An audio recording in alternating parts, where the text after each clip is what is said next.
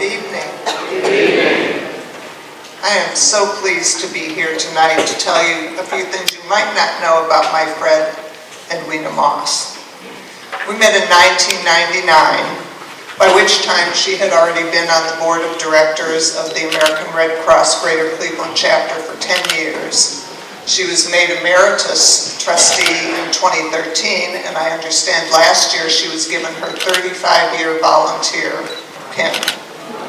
And when we met, I had actually not begun working there yet. It was a week before I had accepted the job, didn't know anybody, and the national convention was happening. So they said, well, come along to the national convention, you'll meet people.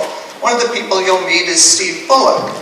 Steve Bullock is what was the chair of the Greater Cleveland chapter, where I was about to go to work, but I hadn't met him because he was taken an assignment as the replacement when Elizabeth Dole left the National Red Cross as the interim president, and he was presiding over this convention. So that was a great way to be introduced to the organization. And one of the first people I met was Edwina. She was there as a board member. She took me under her wing.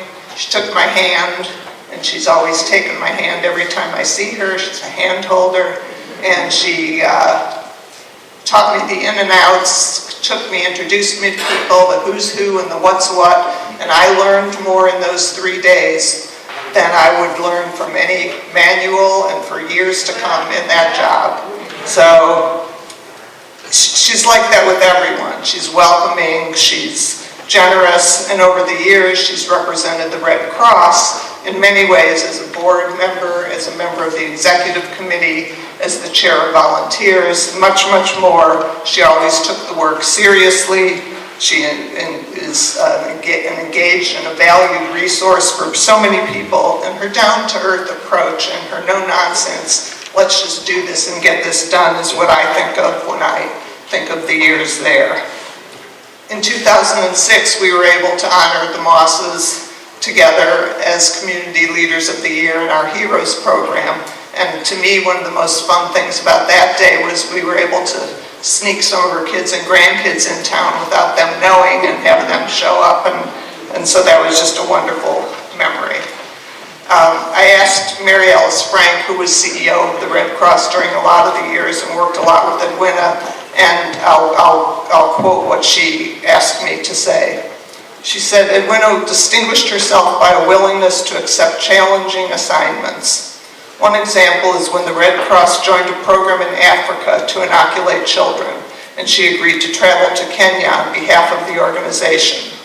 She also came to New York City with me shortly after 9/11 to help develop strategies with other Red Cross leaders to address the resulting humanitarian issues throughout the country.